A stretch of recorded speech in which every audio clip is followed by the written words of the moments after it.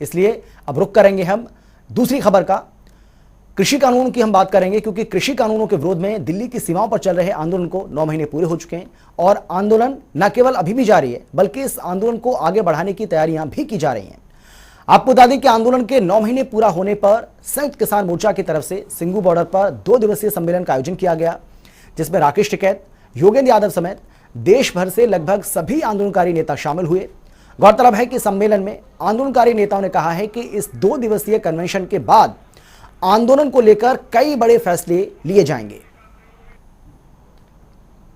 आज यहाँ पे पूरा जत्थेबंदी यहाँ पे है और भी आगे की जो भी नीति तय करेंगे उस पर चलेंगे। ये तो संयुक्त मोर्चा है, किसी एक आदमी का नहीं आंदोलन है और इस लड़ाई में इसीलिए फायदा है कि ये किसी एक जत्थेबंदी की, एक नेता की उसवा अगुवाई नहीं, इसके 40 लीडर हैं और मजबूत लीडर है 40 के 40, और जो भी तय करेंगे पूरे भारतवर्ष के लिए तय होगा। कहीं ना कहीं इस आंदोलन को पूरे देश में विस्तार कैसे दिया जाए, इसके बारे में विचार होगा और मेरी उम्मीद है कि कल तक जब ये सम्मेलन समाप्त होता है तब तक एक पूरे देश की रणनीति लेके हम यहाँ से उठेंगे। किस तरह का सम्मेलन है जी? 2 दिन का ये जो सम्मेलन है ये देश भर के किसान संगठनों, किसान प्रतिनिधियों का सम्मेलन है, कोई जनरल पब्लिक का सम्मेलन नहीं है। सिर्फ प्रतिनिधियों को, नेताओं को बुलाया है ताकि बैठ के इस आंदोलन को आगे पूरे देश के कोने कोने में, गांव-गांव में कैसे ले जाया जाए, इसकी रणनीति बनाई जाए और आंदोलन को मजबूत किया जाए। सर,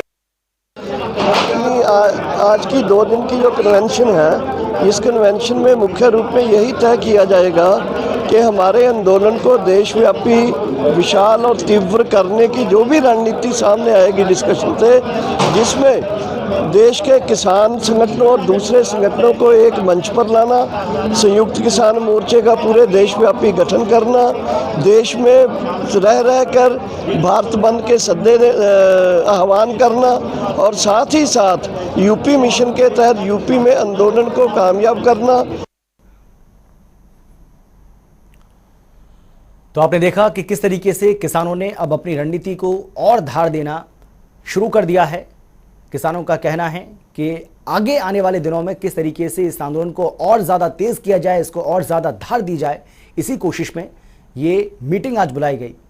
कृषि कानूनों के खिलाफ दिल्ली की सीमाओं पर जारी आंदोलन को 9 महीने पूरे हो चुके हैं और इन 9 महीनों में आंदोलनकारियों और सरकार के बीच क्या क्या घटनाक्रम हुआ है, उस पर ये ग्राफिक्स के जरिए आपको हम बताते हैं। तो आंदोलन के 9 महीने पूरे हो चुके हैं। 9 महीनों में आंदोलन की खास बातें क्या रही, ये आपको हम बता रहे हैं। 11 बार केंद्र और आंदोलनकारियों के बीच में बातचीत हुई है। 1 दिसंबर 2020 को केंद्र का कमेटी बनाने का प्रस्ताव,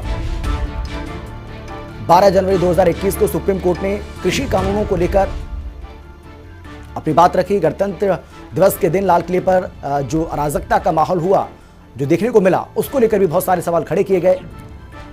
लेकिन इस आंदोलन को 9 महीने आज पूरे हो गए हैं, लेकिन इन 9 महीनों के दौरान क्या कुछ घटा, ये आपको हम बता रहे हैं। और चलिए अब सीधा रुख करेंगे रायका, जहां से हमारे संवाददाता लाजपत हमारे साथ जुड़ गए हैं इस खबर पर ज्यादा जानकारी और बातचीत के लिए। लाजपत, बताइए किस तरीके से किसानों ने इस आंदोलन को और ज्यादा धार देने के लिए अपनी रणनीति तैयार की है? जी बिल्कुल अमित, देखिए इस वक्त हम सिंगू बॉर्डर और बहुत नजदीक है जहाँ किसान आंदोलन लीड पकड़ता है और यहीं से 10 किलोमीटर का जो दायरा है, जो दिल्ली की दहलीज पर जो करीब 9 महीने से किसान बैठे हुए हैं। और आज की बात करें तो ऐतिहासिक के पन्नों पर आज किसान आंदोलन के दस्तखत हो चुके हैं। और इसलिए कि क्योंकि आज तक इतिहास में कोई भी इतना बड़ा आंदोलन नहीं हुआ है जितना बड़ा आंदोलन आज हो चुका है।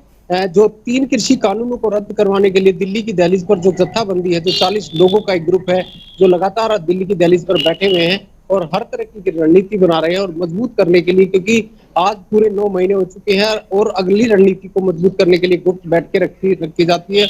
और ऐसे में आंदोलन किसी भी ग्रुप पर पीछे न रहे, इसको लेकर काफी तैयारियां दिखाई देती है। चलिए बहुत शुक्रिया आपका लाजपत, बहुत धन्यवाद आपका। लेकिन इस बीच